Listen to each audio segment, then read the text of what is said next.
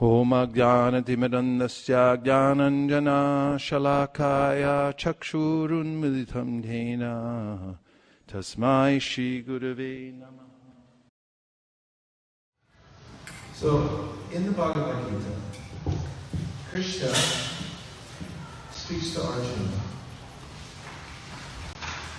about distinguishing between what is real and what is unreal. And he says that a person can become intelligent by studying the nature of both and distinguishing that which is worthy of one's attention and that which isn't. That which is eternal is permanent and valuable, and that which is temporary is non-eternal, obviously, and is not worthy of the investment of our attention and energy.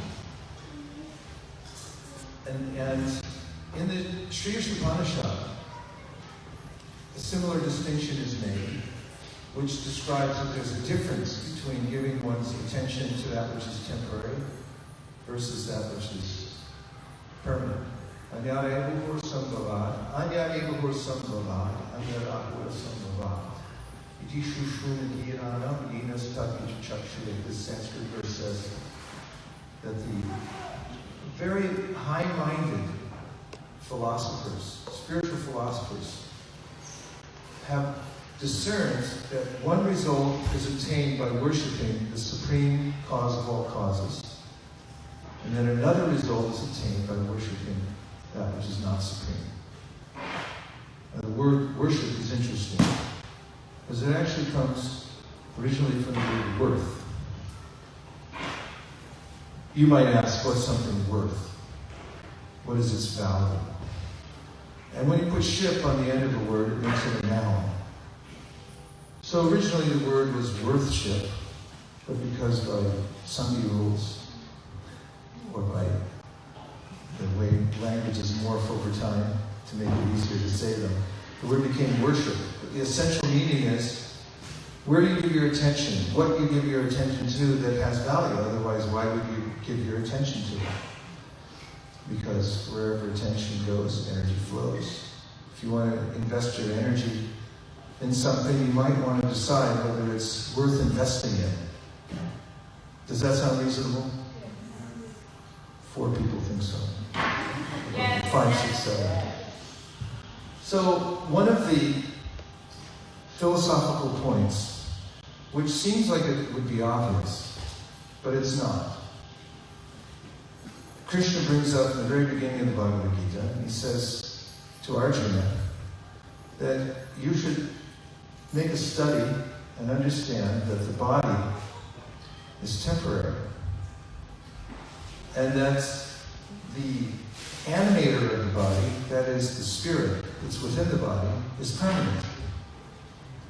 So which based on the definitions I've just given you, would you say would be more valuable? Body or the spirit? Who votes for body? No takers. But I do vote for my body all the time. I invest in it. I worry about it. I consider it to be mine. If you consider just one part of the body, for instance, one of your eyes, who gave it to you? Who designed it? Do you get to keep it? Of course, you give a lot to keep it. If you consider the body as a whole, you might consider it in legal terms. Whose body is it? Who does it actually belong to, ultimately? This question comes up in the Srimad Bhagavatam. A series of questions about who the body, or possible answers, comes up in the Bhagavatam. Who does the body belong to? Who are some prospects, you might say, the body belongs to? Government. Don't think like yogis, think like ordinary people. Okay, go ahead. Who said it? Government. The government. The body could possibly belong to the government. I mean, maybe 30% of your income goes to the become incarcerated. Or maybe you could argue that the government controls you in different ways, therefore the body belongs to them. They tell you what to do, drive on the right side of the road. Who else might the body, in classical terms or in ordinary terms, who claims the body? Parents. Parents definitely claim the body. They consider that this is my son, my daughter. This is our clan. And who else? Yes? Spouse. Yeah, spouse might say, this is my husband, my wife. And then the Bhagavatam goes into some more abstract ways of describing it, that maybe the body belongs to the fire. Because at least in the Indian culture, at the end of the body, the body's handed over to the fire. Or if it's just left somewhere, if someone dies, then who gets it? The wolves. By wolves. So who does it belong to? The wolves. It's their body. Yes. This is a very poetical way. It came from stars. Yeah, literally, we came from stars. I've heard that before. So there are various ways of looking at whose body it is, but we might consider that it's definitely not my body. If you have an apartment, how many people here have an apartment or a house? 2 people, 3, the rest are homeless. We do have Prashadam here every day. Raj Bhog here in large quantities, so don't feel bad.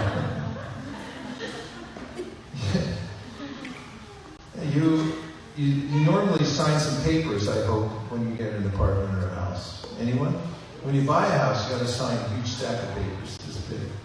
I didn't even know what all of them said when we signed them. We just got it over with.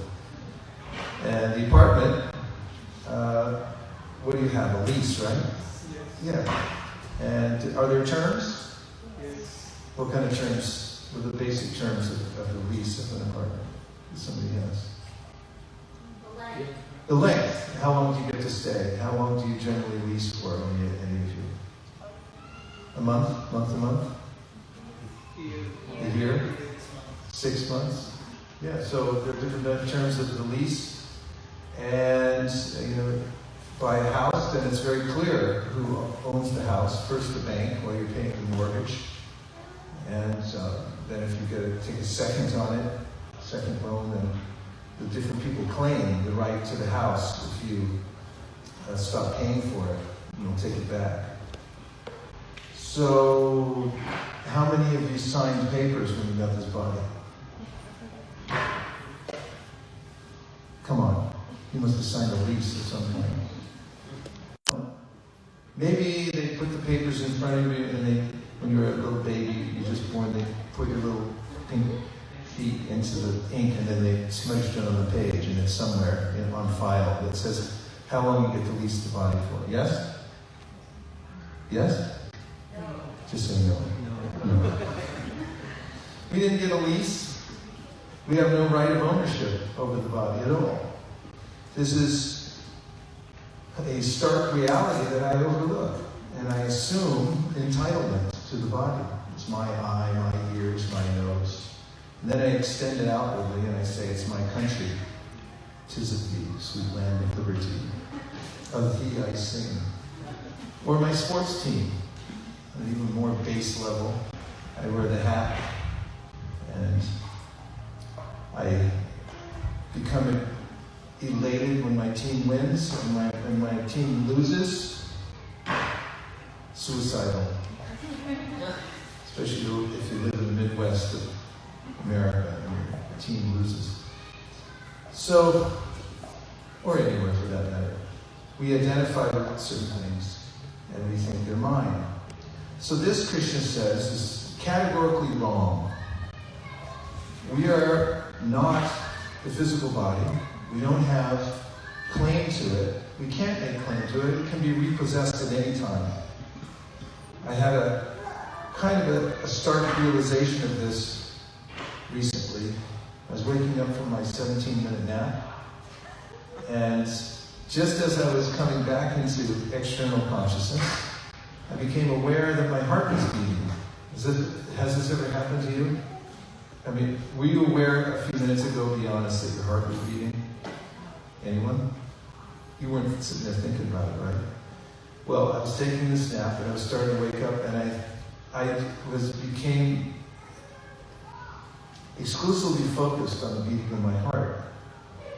And then I had, that sort of lucid state one you can be in between sleeping and waking up. I was in that state and I had a conversation with my heart. I don't know if you consider that to be lucid or not. But I said, "Thank you very much for beating. You're keeping me alive." And my heart answered me and said, "Well, you're welcome, but a couple things to keep in mind. Number one, I'm doing it as my duty. I've been asked to do this. And I can't guarantee you how long I'll do it. I can stop at any time if I'm asked to stop." That really got my attention. I sat up, and I was much more alert and aware of the fact that I was inhabiting a body on which I had no claim, had no lease, and ultimately no control. At any time, any functions of the body, the eye, the ear, the nose, power of locomotion, it can't be restricted or taken away. I don't have any say over it. So Krishna says this is something to consider very carefully as one orients oneself towards what is real and what is not real.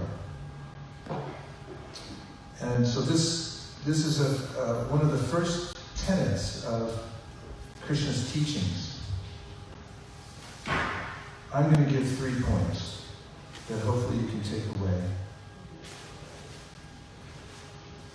And the first one is that in order to have a successful life, especially spiritually, Srila Prabhupada writes in the last purport of the 15th chapter of the Bhagavad Gita that one must overcome weakness of heart. And I'm going to read you that section. It's the second to last paragraph in the last verse of the 15th chapter. What is the name of the 15th chapter? Sorry? Who said that? Very good. You've been studying Bhagavad Gita.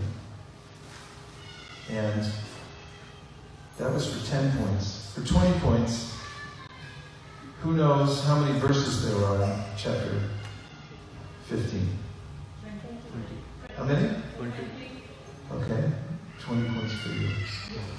Who knows what the last verse in the 15th chapter of the Bhagavad Gita, chapter 15 says? For 50 points. Okay. He says, does Krishna, Iti kriyatamam shastram idam uktam mayamaka eta buddha buddhiman syat krita krita shaparata. This is the most confidential part of Vedic scriptures, of the Vedic scriptures, O sinless one, and it is disclosed now by me. Whoever understands this will become wise, and his endeavors will know perfection. Now, here is Prabhupada's purport, starting from the second to the last. Check that, it's the last paragraph. While one is performing devotional service in the association of pure devotees in full Krishna consciousness, there are certain things which require to be vanquished altogether. The most important thing one has to surmount is weakness of heart. Check that, weakness of the heart. What is that? What is the first thing he says has to be vanquished? Weakness of the heart. Weakness of heart, W-O-H, stands for woe. The first fall down is caused by the desire to lord it over material nature. Thus one gives up the transcendental loving service of the Supreme Lord. The second weakness of the heart is that one increases the propensity to lord it over material nature. He becomes attached to matter and the possession of matter. The problems of material existence are due to these weaknesses of heart. The problems of material existence are due to these weaknesses of heart. The problems of material existence are due to these weaknesses of heart. What would you say, in your estimation, are the cause of the problems of material existence? Do you all agree? Okay. In this chapter, the first 5 verses describe the process of freeing oneself from these weaknesses of heart, and the rest of the chapter, from the 6th verse through the end, discusses Purushottam Yoga. So the first 5 verses of this chapter make it clear, Krishna makes it clear, that this world that we see around us definitely exists. It's not imaginative, but it's temporary. And the way Krishna explains how this world is temporary is by showing how it's a reflection of the spiritual world. And he says that the material world itself is a banyan tree. And this banyan tree is upside down. Now, where do you see an upside down tree sometimes? Yes. If you see a reflecting pool, there's one in North Carolina. It's a perfect reflecting pool. Sometimes we go for a walk there, and there's a large tree, and on a windless day, the exact image of the tree is projected on this pool of water. And I really can't tell the difference between one and the other. They look identical. But one is substantial, and the other one is a reflection. So Krishna says the material world is a reflection of the spiritual world. The variety that we see in this world is there also in the spiritual world, because here on the reflective surface of the 3 modes of material nature, we find the images that are there in the spiritual world, albeit perverted because they're upside down. So those values which are on a high level end up on the low level here in the material world. So the main point that Krishna makes is that we're entangled in the tree. We don't know how we got here. We don't know what the beginning of the tree, where the beginning of the tree is, or we can't find our way out of it, because it's an entangled entity with convoluted branches, twigs, and so forth, and we're in the middle of it. Do we have enough air in here? Or could we have an infusion of air for this next part? Thank you.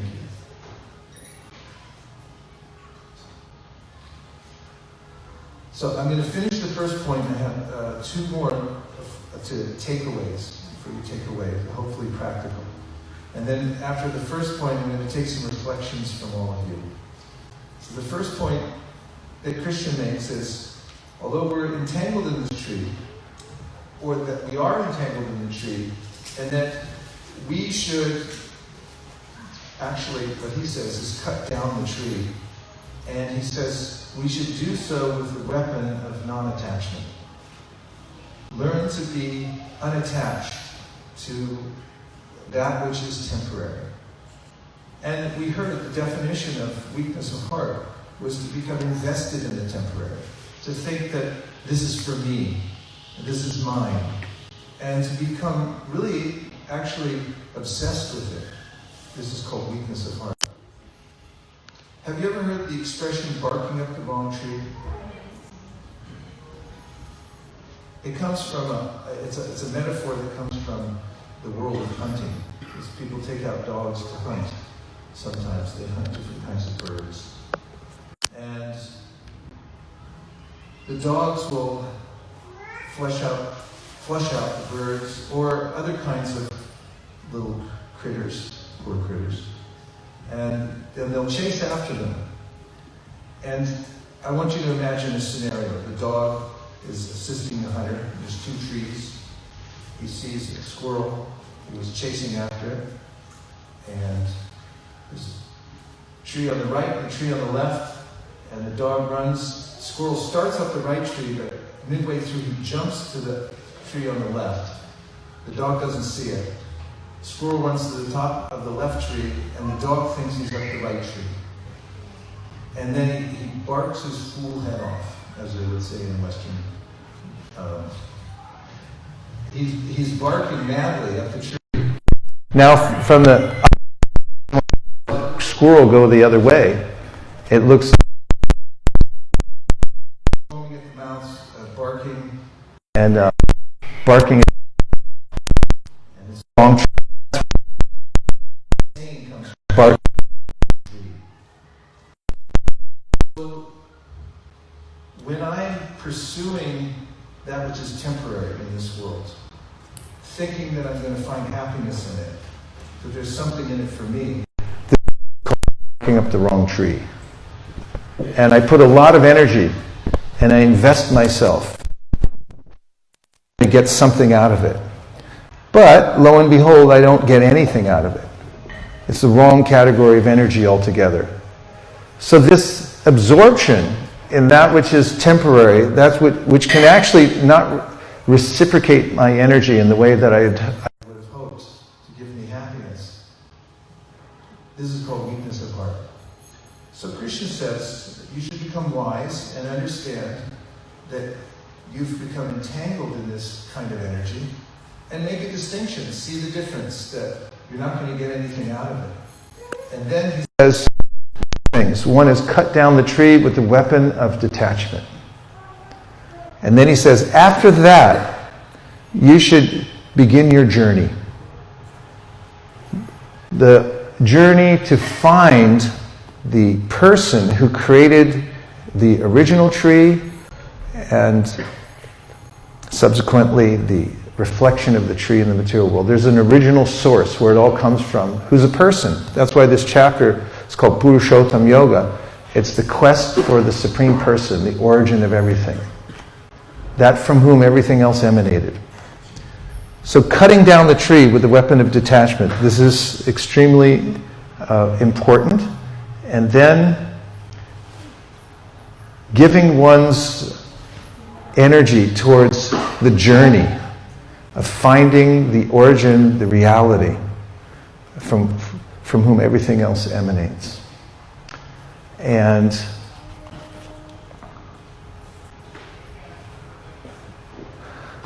one of the passages in the Srimad Bhagavatam that I find particularly helpful in becoming aware of the nature of this world is in the 11th canto of the Srimad Bhagavatam. It's called the Bhumi Gita. Who knows who Bhumi is? Yeah, earth personified. And here she's speaking for herself, and she's observing, is Mother Earth, that kings, particularly kings she's observing, come and go in this world. However, while they're here, they think that this land is mine and I need to conquer more. And they'll even spill blood on the earth in order to conquer a particular region. But she said it doesn't stop there. Once they conquer a particular region of the earth, then these kings start thinking, I have to conquer the water also. I always thought this was a little odd. When I was a child and we were studying geography and we were seeing the demarcation on the ocean, I was thinking, how do you do that? Who divided it up? Who gets to say? What to speak of political geography, if you look at maps and you see over time as their various regimes are coming and going, for instance in Iraq, when America got involved in Iraq, there were geopolitical maps that showed the boundaries, various regimes that came and went over time, and if you look at it and fast forward, you'll see it's changing constantly. And people are claiming it. Even if you study American history, you'll see that various people claimed various areas of what is now called the United States. California was Mexico. Louisiana was owned by the French. And each time people claimed this, they thought, this is ours. We have to protect it. We raise a flag. We salute the flag, and we'll die for it because this is our place. So Bhumi said, this is ridiculous. These people come and go. They're here only for a brief moment. In geological time, the duration of life of a human being is ever so short. During the Kartik season, which is November, December, when we stay at Govardhan Hill near Vrindavan, there are these little bugs that come out that time of year, and they're born, they go through gestation, birth, they have their social life, they go to Home Depot, get stuff to build whatever they build, they start political campaigns, they argue with each other, they get married, they produce offspring, and all this happens in one afternoon and evening. Many of them congregate around the light bulbs, thinking that they've found something substantial. And in the morning, you find millions of them on the ground. At night, they're there, thriving apparently, and in the morning they're dead. For Bhumi, who sees human beings come and go, the sequence is about the same length, or the duration is about the same length. Human beings, kings who claim various parts of the earth, are about as long as the duration of life of a Diwali germ. They're called Diwali germs that come and go from our perspective. So it looks a little futile, their life to us. So for Bhumi, those who claim to be part, or that this world is theirs, it seems to be ludicrous to her. So the Bhagavatam is, and in the Bhagavad Gita, Krishna is giving us this perspective to overcome the weakness of heart, to see that it's not necessary or even wise or sane, for that matter, to give our full investment in those things that are temporary. And this is one of the first ideas in overcoming weakness of heart, is to make a distinction, to deliberate what is actually valuable and what is not valuable. And then decidedly give one's energy to those things that are valuable. And to maintain the other ones as necessary, but not to consider them altogether important or to prioritize them. So this is something that is recommended. One should develop this kind of perspective, to see the difference between the body and the person who's animating the body, to understand the difference between those is what Krishna says in the 13th chapter of the Bhagavad Gita is known as knowledge. Kshetrajnam chapivam vidhi sarva kshetrishu bharata kshetra kshetrajnayor jnanam yatach jnanam matam mama. One who knows and can see the difference between the body, which he calls the field, or kshetra, and the knower of the field, the kshetrajya, that person has knowledge, it's wisdom. And that's important to have that perspective. Otherwise, we'll be subjected to weakness of heart. That's the first point. Now, we'll take, before I go into this second 2 points, we'll take a few reflections of what you've heard so far from the purport or from the monologue. That any of the points that stuck in your mind. By the way, a reflection is not a question, but it's anything that you heard that it seems like something that's possibly usable, like a seed idea that you can take with you in your pocket. What did you hear? Yes, Kalpesh. Weakness of the heart. Weakness of the heart is the cause of material misery. Weakness of heart is a cause of material misery.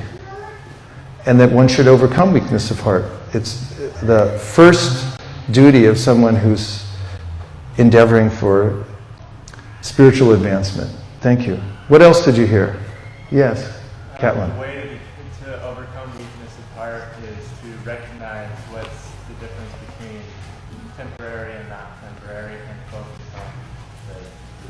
Yes, recognize which is temporary and that which is not temporary. And as Prabhupada suggests in the purport at the end of the 15th chapter, the first 5 verses of the 15th chapter suggest the ways and means to overcome weakness of heart. And this, we discussed, was Krishna's presentation that this world is a reflection, it's not permanent. And therefore, we shouldn't invest in it. Thank you. Yes? You were talking about the conversation that you had with your heart. Yes. And before you were talking about that, you were saying that we never signed any papers for our body, that we don't own the body. Yes. And when you brought up the point that your heart said he's doing his duty and at any time he could be asked to stop, I felt scared. Yeah. In my head, I know the philosophy that we're not the body, but knowing it and really deeply realizing it are two completely different things. Yeah. So when you said that specific point, I thought, oh my God, you know, it could, my body could be gone at any moment. Yeah.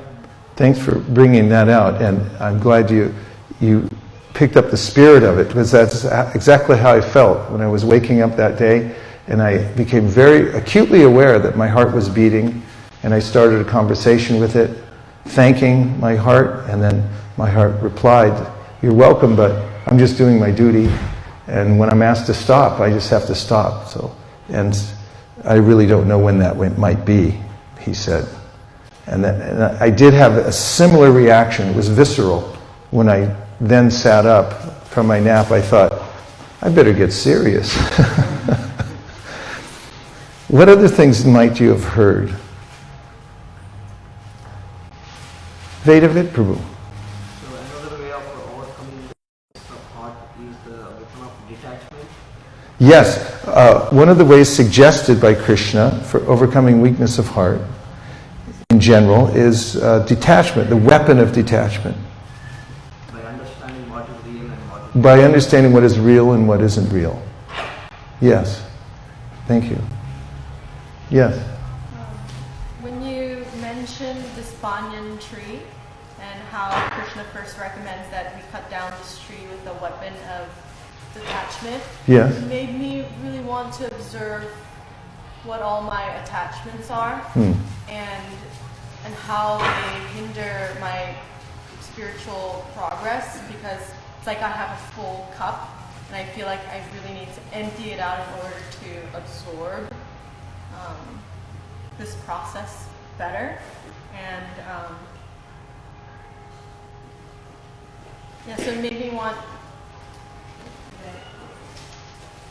to be just honest with myself all more every day about like what it, and observe like what it is I'm attached to. Mm-hmm. Good. Yeah, and that's what something we'll go into in one of the next 2 points is related to the point you're making. So I'll expand on that in a minute. Yes. Like the point that you said that we aren't going to get anything out of our material desires, so we don't have to just put faith in that. So we said don't put faith in your material desires because you're not going to get anything out of them. There's a famous verse written in the voice of a devotee who is awakened to devotional service. It says, Kamadinam katina katida palita durnideshas tesham jatamaina karuna natrapa nupashanti utsri jaitanyata yarupate samprata labdha buddhis tamayata sharanam abhayam mamning shva madasye. It's one of my favorite prayers in which the devotee is saying, questioning his own life, saying, how many ways and for how long have I obeyed the bad masters of lust, anger, greed, desire? The bad masters of my senses and the urges that present themselves to me. Said, I've followed them without question. They've never given me mercy, they never gave me time off even. And I never even questioned, I just followed them. Then he says, no more. Because, labdha buddhi, I've gained my spiritual intelligence. And therefore, I've turned my intention towards worshipping Krishna. And I'm approaching Krishna and saying, please, could you give me service? I want to replace the service I'm doing for these bad masters for service to you. This is the awakening of devotional service, an awareness that I've been doing this, and it's sort of a regret. It's a feeling of regret that I've wasted so much time following these fellows, but no more. Now I'll follow Krishna's instruction instead. That's a happy day. When one has that determination, when it awakens and one feels that I'm definitely going to do this. I'm going to follow Krishna's instruction. Good ones, thank you. Let's take just a couple more. I see how beautifully it points to detach and then to engage in what's important. So she was pointing out the section we were talking about being detached, but then having somewhere to go afterwards, right? Which goes so nicely with the verse that you just quoted. And it goes nicely with the verse I just quoted. Yeah, so the first concept comes from the Bhagavad Gita 15th chapter. As we were reviewing the first several verses of the 15th chapter, the first goes, Na rupamasyeha tato palabdyate nanto nacharir nacha sampratishta ashvataminam suvaruda mulam asanga shastrena dridhena chitva tata padam tat parimargitavyam yasmin gatana nivartanti bhuya Tameva chajyam purusham prapadye yatak praviti prashrita purani. And in this verse, Krishna, as I said before, is describing how this banyan tree of the material world, na rupam asyeha tato palabhyate, we can't see its form because we're in the middle of it, can't see the forest for the trees. And we don't see where it begins, where it ends. In other words, we don't know even how we got here and where we're going when we leave. It's a jumble and a jungle. And then he says, asanga shastrena dridhena chitva. So chitva means to cut. So he said, you should develop this determination that I'm going to cut down this deeply rooted tree with the weapon of detachment. Don't invest in it. Don't react to it. And understand, have well-reasoned understanding why you're not reacting. Then, tatat padam tat. Tat means that spiritual realm. Parimargitavya means to make the journey. Then you're free to go on the journey towards the original Supreme Personality of Godhead. Yasmin katana nirvartanti bhuya, that place where you don't have to come back again. Tameva chadyam purusham prapadye yatak praviti prashrita purani. So this is exciting. As you can cut your attachment to the material world through this detached living, and then you're free to go on your journey to make your way towards the Supreme Personality of Godhead. That's an exhilarating life when you know you're going somewhere. Otherwise, it's pretty disappointing to be on the metaphorical treadmill of the material world, same old thing. Nothing exciting about that, really. It's kind of depressing. One more from this section, a reflection.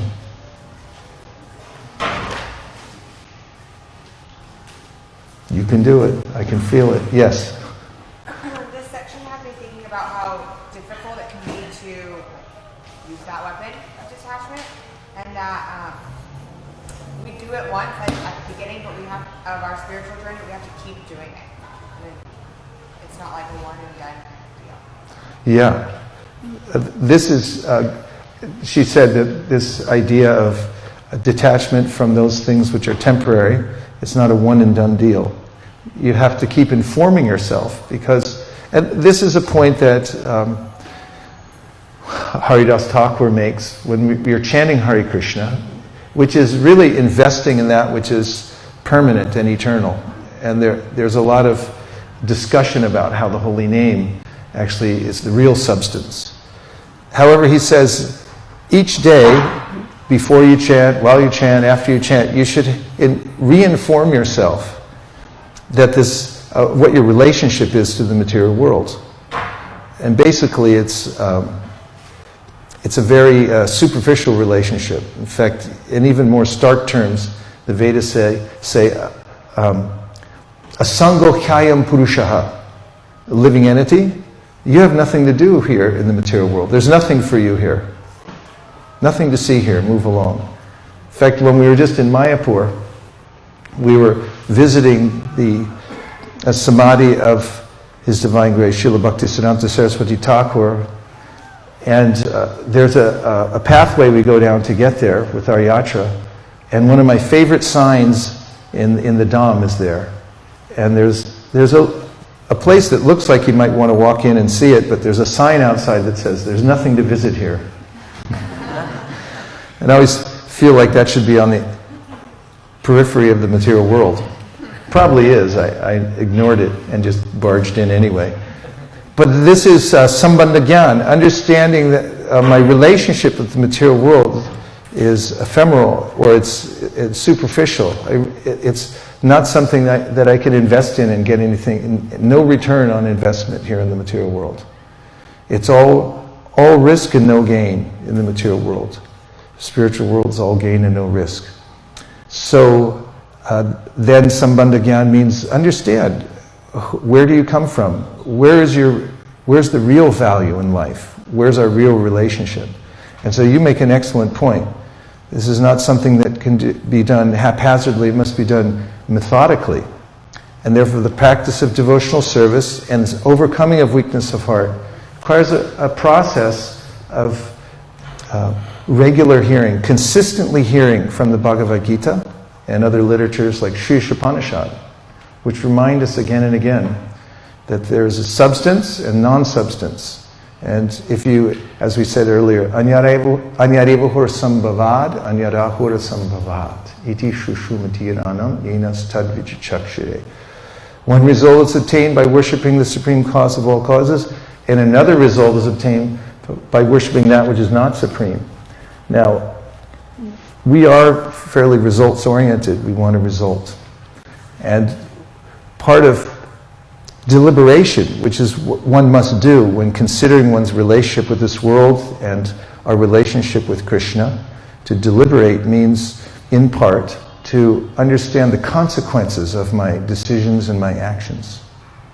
And when I understand the consequence of investing in the senses and their objects for sense gratification, Krishna describes various sequences of events. For instance, Dhyayato Visham Pumsam Sangasteshu Vijayate, Sangat Sanjayate Kama, Kamat Kroto Vijayate. When you look at this temporary material world with your senses and you think, Dhyayato, you contemplate, you think, there's something in it for me, that's mine. Then you develop a relationship with it, it becomes a problem for you. And it leads to a sequence of events that are undesirable. So the point is that the way to healthy detachment in this world is to understand our relationship with this world and with Krishna.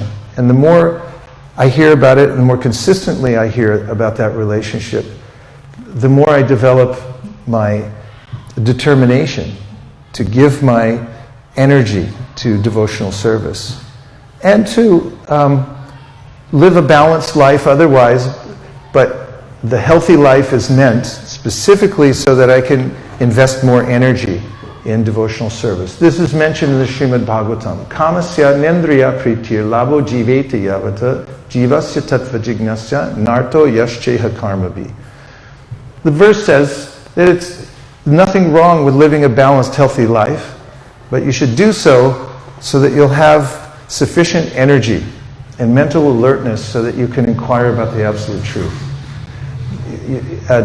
Don't live to eat, but eat to live. It means to make sincere inquiry into the absolute truth. Thanks for bringing that up. A really nice point. So we gave one takeaway point, which we've gone over a little bit, and the second one, in Secrets for Uplifting the Human Spirit, is to have a list of VLCs. Those are called voluntary life changes. Because if you deliberately, VLCs, voluntary life changes, call these the VLCs. means find out those doables that will most affect your life towards advancing in devotional service, will be most beneficial for you. You can make a list of those things. These are called things that are favorable for advancing in devotional service. So one of them that's mentioned in the guidebooks for bhakti, very particularly now I'm thinking of the Upadeshamrita, which is a book we have available here. It's a primer on devotional service, and it gives a summary of all the different aspects of devotional service and how to practice it. And one of the aspects, one of the practices that one can take up as a VLC, which means? Yeah, he says atyahara. So atyahara, he suggests, is something that one should be aware of in one's life and minimize. So ahara means eating or collecting, and ati means extreme. So we have sports, and we have extreme sports, and we have eating, we have extreme eating and collecting. And so atyahara means just wantonly taking in the things of this world, collecting them. We can become like as it's described in the Srimad Bhagavatam, those bugs, they go into a cocoon. Who does that? Which bug? Caterpillars? The accumulation of unnecessary things is described as entombing oneself. You surround with so many things, you become attached to them that you become captured by them. So atyahara means to unclutter your life. Don't keep things that you don't need. Live a life that's purposeful. And when you have things that you don't need in your environment, it adds up to what personal organizers who will come to your house and help you sort things out if you like. They call it visual noise. They see things that they'll point out, they say, do you need that? Maybe, someday. Does it work? No, it's broken, but I'm going to fix it someday. There's so many things that I might collect, I'm holding on to them. And the organizer will then say, these things that you really don't have a purpose for, you don't need, you haven't used them in 6 months. They're called visual noise. They complicate your life externally. So don't keep extra things that you don't need. That's one point. Unclutter your life. And also don't eat unnecessarily. As I mentioned before, eat to be healthy so that you can be vibrant and execute your spiritual duties with attention and in a healthy way. So over-collecting is something that is to be avoided, and one can do the opposite. Try to winnow out those things that one doesn't need in one's life. Does this sound practical? Yeah. Does anyone right now have any extra things that they don't need? Not that I want them or anything, but I'm just checking to see. Because normally, until we really think about it, things just accumulate in our lives. They sort of pile up. Does anyone here want to say that they, individually, that they have a few extra things that they don't need? You're all shaking your hands. What kinds of things are you thinking of? You want to be bold enough to say what they might be lying around? I'm just thinking about the trunk of my car. The trunk of your car, yeah. Boy, that reminded me of my glove box. Okay, thank you for being so bold. Yeah, so you've got a few extra things in there, right? Yeah, it's like random. Circa 1999. Yeah, they can pile up. And in your home, yes? Books, yeah, books can pile up fast. And they're really hard to let go of. Living entities like knowledge because it's part of our nature. So we tend to collect everything thinking maybe if we get enough knowledge we can dominate the world. What else? Yes? Clothes. Yeah.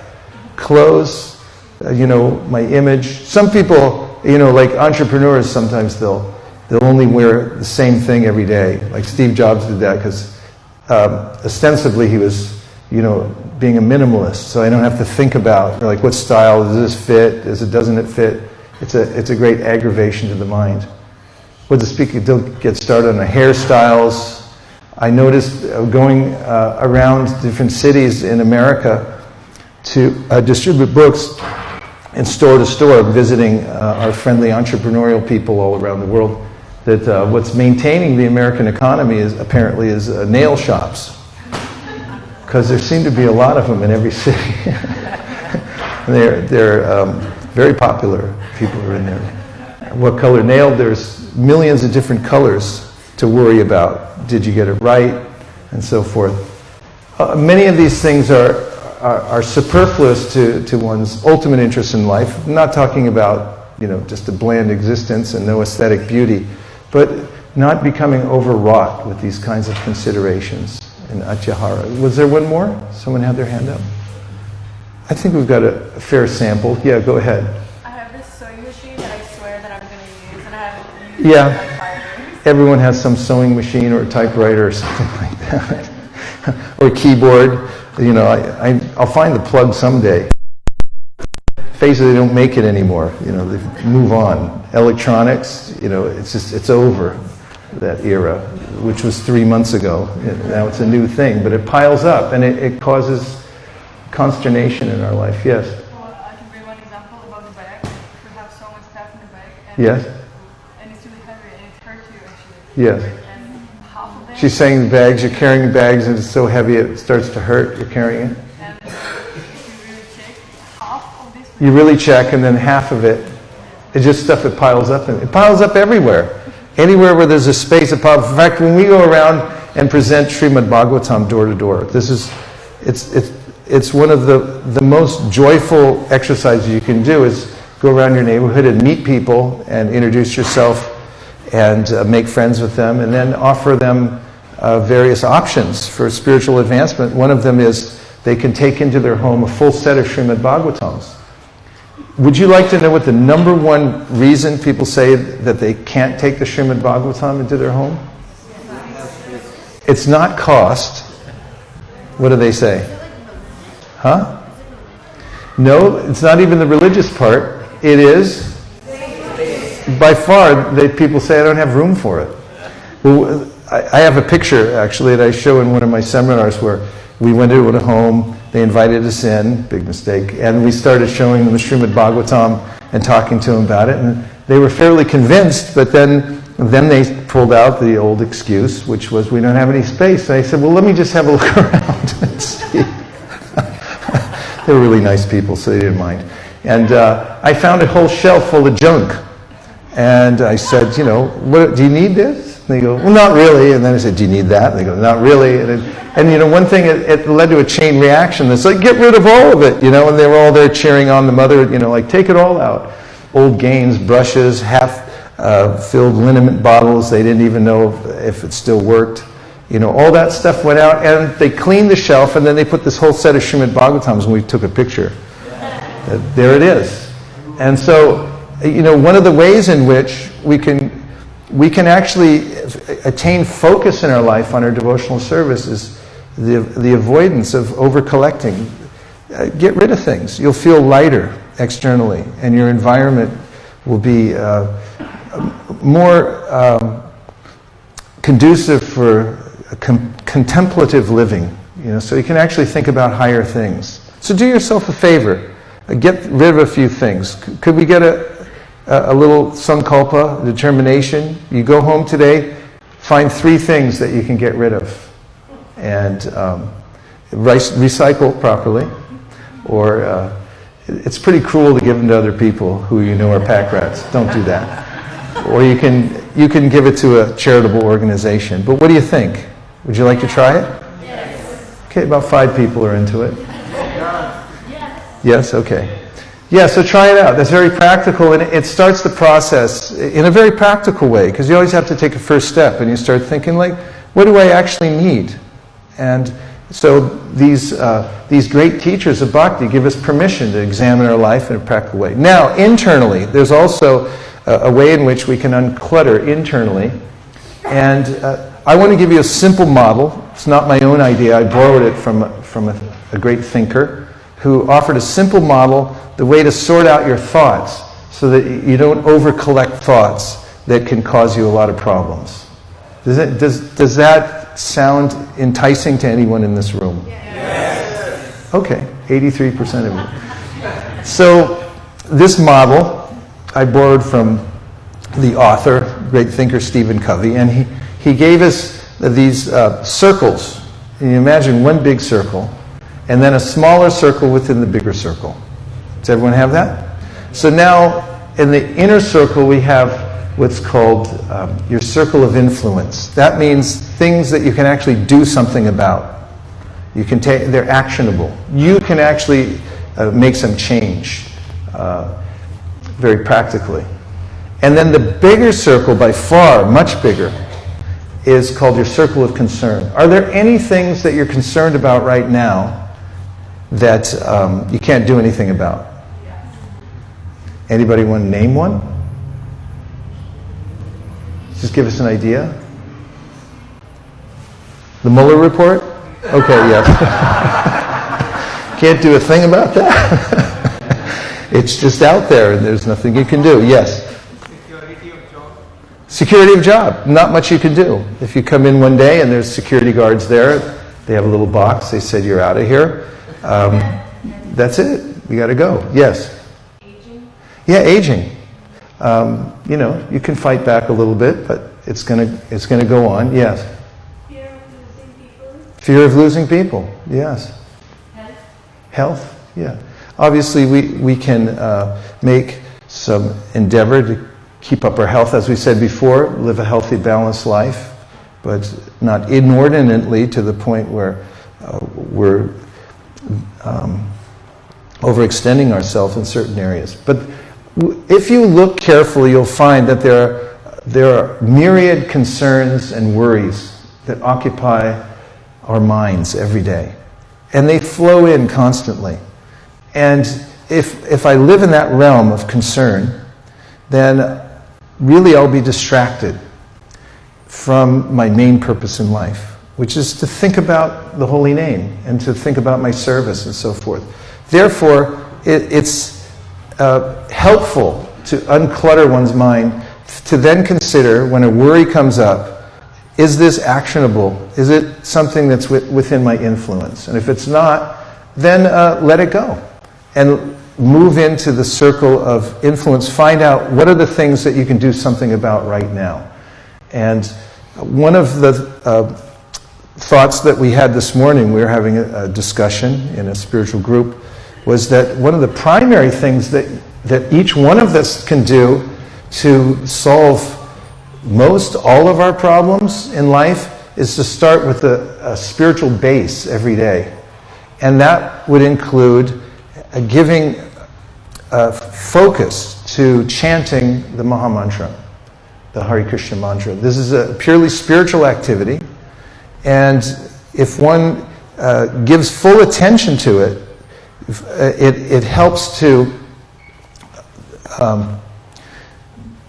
it helps us to see the difference between those things which are in our circle of concern and those things that we can actually do something about. And in and of itself, the chanting of Hare Krishna brings immediate benefits. For instance, the Bhagavatam says that by applying oneself to the spiritual process, the direct spiritual process, Vasudeve Bhagavati Bhakti Yoga Prayojita Janaya Yashu Vairagyam Jnanam Cha Yadahaitukam. You get these concomitant benefits that you develop a natural sense of detachment from the world. And also you get this knowledge. You become more aware that you're not your body and that your real interest in life is spiritual. So these are two practical things that you can do in the name of Atyahara, or avoiding Atyahara, extreme collecting. Don't collect so many thoughts that you can't do anything about. Fair enough? And also, see if you can simplify your life by moving out of your purview and out of your possession those things that you really don't need. They don't mean anything to you anymore, or you're not utilizing them for your service, for your higher purpose. So that was the second point, and we'll just take a couple of reflections before I go to the last one. The last point. What was the first point? First point was to overcome weakness of heart through knowledge, understanding the difference between that which is temporary and that which is permanent. Second, it's 3 letters. The VLCs, find voluntary life changes, and one of them we had recommended was simplifying your environment. So mentally, externally, prioritize which things you need. It's really practical and it's something you can do right away, and it'll actually give you some momentum in a certain direction. And now we're just taking a couple of reflections on the second point about decluttering your life. Anything that you heard that stuck? Yes? I really liked the distinction between what you have control over and what you don't. Yes. That will save us a lot of worrying and really wasting energy if we can't control a lot of things. Yes. And so I really appreciated that. Yeah, it really helps. Okay, yes. I think although it seems like common sense for us to be reminded that chanting japa in the early morning is really beneficial, it's great to hear what she was saying. It'll help us to separate between things that we can control and things that are out of our control. Yes, definitely. And that's something that you can make a determination for, that I'll invest my energy, my consciousness in chanting and hearing the holy name with attention. And that will definitely bring the kind of benefits that you want to advance in spiritual life. Yes. One more? Yeah. Reminded of a phrase that a place for everything and everything. A place for everything and everything in its place. If I find a place for everything and ending up with things that don't have a place. Yes. As Srila Prabhupada's assistants mentions several times, have mentioned that when he traveled from one place to the next, and they would bring his the things that he was using for his service, all his paraphernalia, and they would set it up in whatever area he was given to stay in, they'd always put it in a distinctive order. The pen would go in one place, the dictaphone would go in a certain place, everything in its place. So this is a kind of a higher type of living towards a sattva gun, or higher mode of nature, to be well ordered and organized in that way. It helps. Okay, so the last point out of the 3, first one was overcoming weakness of heart through knowledge of what's permanent, what's not. Second one was VLCs, and you could add to the list of VLCs, make your own list. What are voluntary life changes you can make? And then just make a determination, I'm going to actually enact these and start working on them. Then you'll see, you'll get traction. You'll be able to move forward.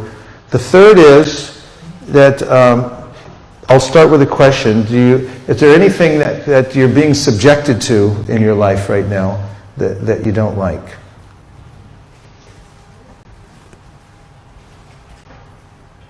Well, 2 people smiled, so I'll just take that as a yes. So anyway, this is just sort of a witticism, but if you don't like what you're being subjected to, change the subject. The point is that as human beings, we have a choice of what we're listening to, primarily, and you can always change the subject, change the station, because one of the main points that Krishna makes in the Bhagavad Gita and the Srimad Bhagavatam is we're most affected by the sound vibration that we hear. And when we take in lower sound vibrations, we develop we get problems in our life. And when we hear higher sound vibrations, spiritual sound vibrations, things become clarified. And there's actually a natural sequence of events that takes place in our life. The classic verse that describes this is in the Srimad Bhagavatam 3rd canto, which says, Satam prasangam mama virya samvido bhavanti hritkarna rasayana kata tajjo shanadasho pavargavartmani shadaratir bhaktir anukramishati. This anukramishati means that There's a sequence of events, step by step, that will unfold in one's life as one stays in the environment in which there's spiritual sound vibration. And that is around those who are hearing and chanting about Krishna. Chanting the Hare Krishna mantra, and also hearing from the Bhagavad Gita and so forth. If you place yourself deliberately in that environment, then naturally you'll develop in Krishna consciousness. On the other hand, whatever other kinds of sound vibration I subject myself to will, inferior sound vibration, will affect me in an adverse way. It'll drag my consciousness to a lower level, and I'll be subjected to that kind of lifestyle because of it. So that's why I make the point, if you don't like what you're being subjected to, then change the subject. What are some instances in which you can change the subject from a mundane conversation or hearing mundane sound vibration to a higher vibration, practically? Yes?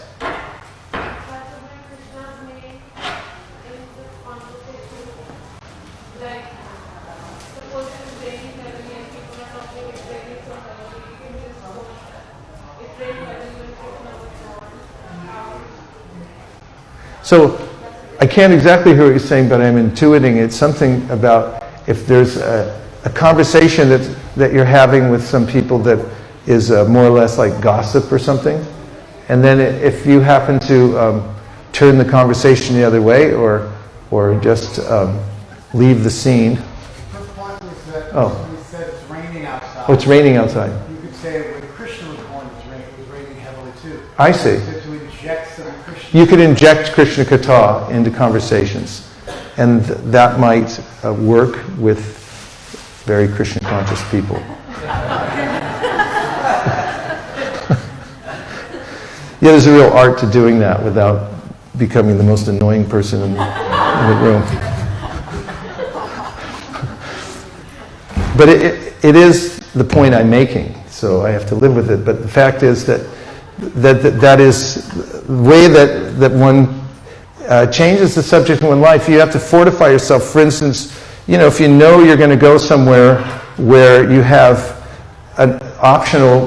options, that is, you can hang out on the margins. Like even if you go to a spiritual festival with devotees, around the periphery, if you just walk around, you'll get exhausted because people walk up to you and they go, "Hey, how are you? You still living in California? Yeah. You still doing that stuff? You do that thing? And how are you?" I mean, those are all heartwarming and beautiful things to ask, and friendship is lovely up to a certain point. I mean, there's only so much you can take. And then, you'll get exhausted from just saying the same things over again, like, "How are you?" "I'm fine. How are you?" "I'm okay too." Then he's like, does he really care how I am? And what are you going to do about it anyway if I'm not? Or, you can plan ahead. I always put it like this. There's always a game going on in the back room. And if you know the password and you know where the game's happening. Like people who are addicted to gambling. Before they go to Cleveland, Ohio, and New York, they go in the dark web and they find out where is the big stakes card game going on. And they find out where it is. It's in a secret place. So they get the password and they go there and knock, knock, knock. Little door opens and they go, "What's the password?" And they say, "Barracuda." And they say, "Come in." So you go in there and then you can play cards. So those who become sort of, for lack of a better term, addicted to this more primary kind of practice of hearing and chanting about Krishna, they'll plan ahead of time when they come someplace and they'll like, where is the more intensive hearing and chanting going on? Is there a back room where people are like reading Bhagavatam, for instance?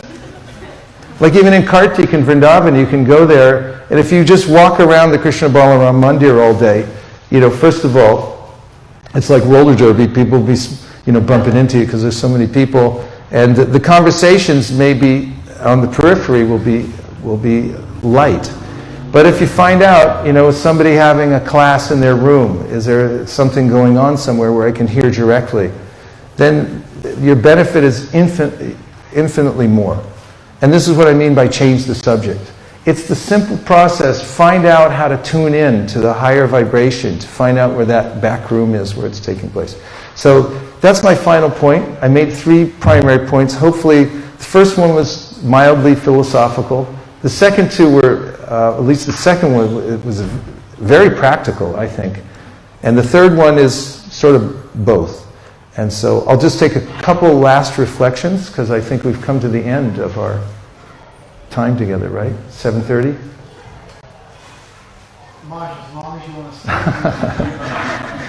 stay. Okay. So a couple more minutes. Let's hear. Yes?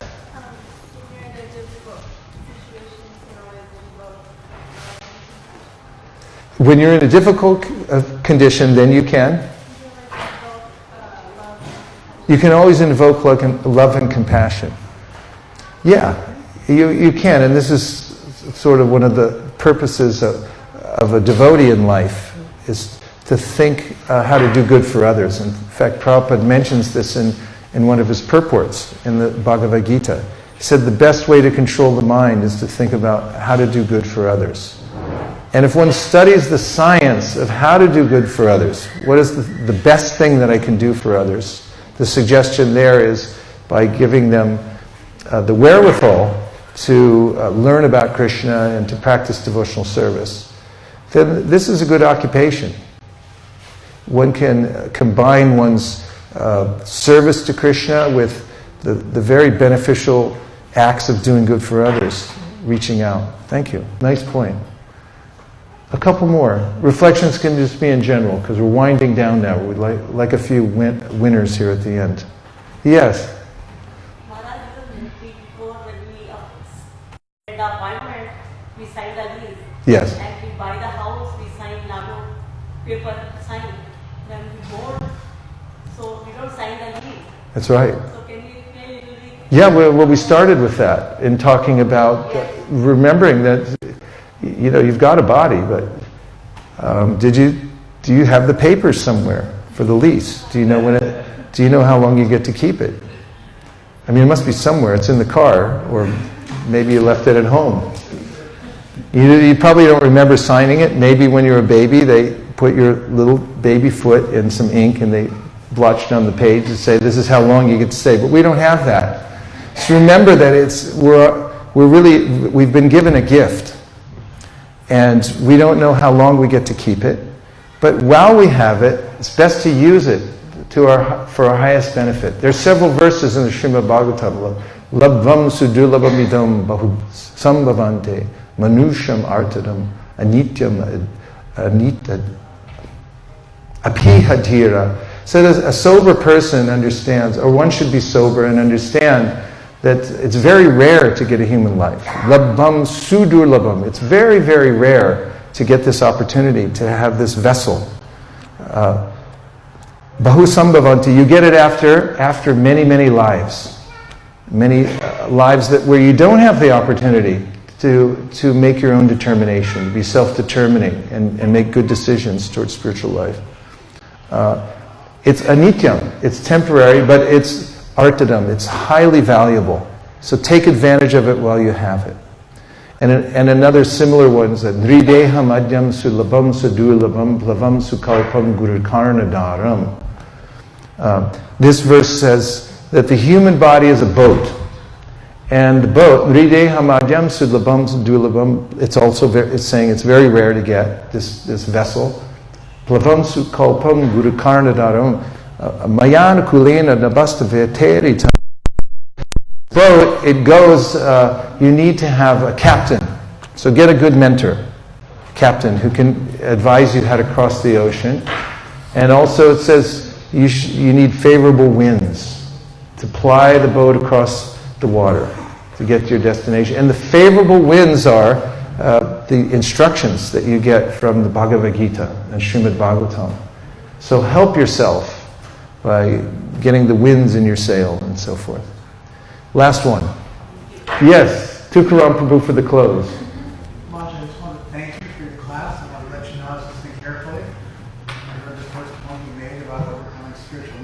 Yes. And that we can do so by distinguishing between what is spiritual and what's material. Yes. And with that weapon of attachment, we can cut down and treat material attachments. Yeah. I also understood the point, the second point we made about VLCs, voluntary life changes. You treated atyahara, or overeating, and you extended that to over collecting things in general, both mentally as well as physically. We gave some practical tips for dealing with that. And the final point you made is if you don't like what you're being subjected to change the subject. You said we have to become expert, find the back room where Hari Katha is going on very strongly, and orient our life so that we're always getting the password for that. I want to thank you very much for the class you gave and let you know that I was listening intently, and I was trying to connect the dots, and you took that philosophical idea you initially introduced and broke into some life changes that you can make, practical life changes in your life, both positively and negatively. You get rid of stuff that was superfluous, and you focus on the stuff which is essential. I want to thank you very much. Those are the Cliff's Notes. So if you didn't hear the class, you can get to the close. So this has been a life-changing event, coming to this jewel of a temple here by the sea, where devotees live in the spiritual world here. And they come and congregate, and they become awakened to spiritual life by the quality of the sound vibration that's here, the kind of worship that's going on, the camaraderie that's available, the spiritual camaraderie.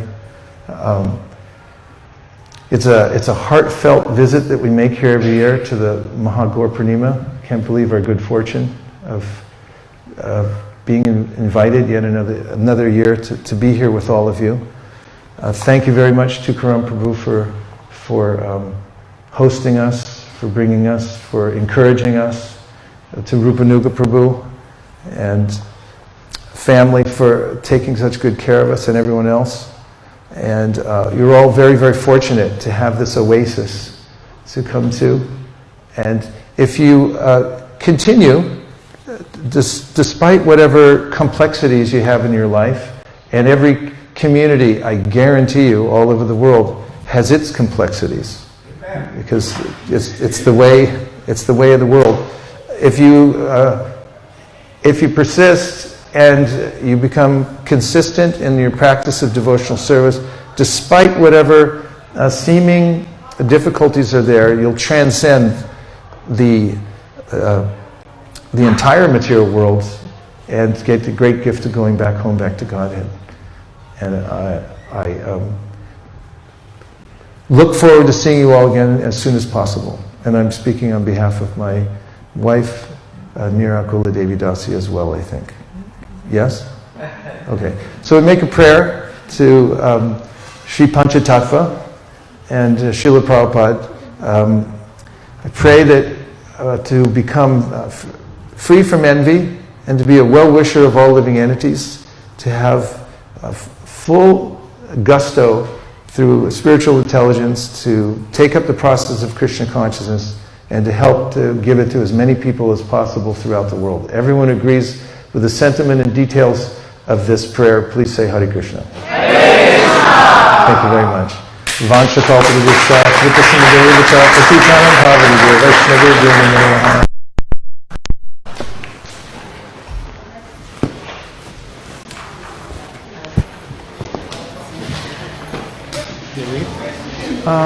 Why don't you lead? I've been hearing a lot about your kirtans lately, especially Rupanuga Prabhu told me that you led a bhajan the other night. He said that he said it was otherworldly.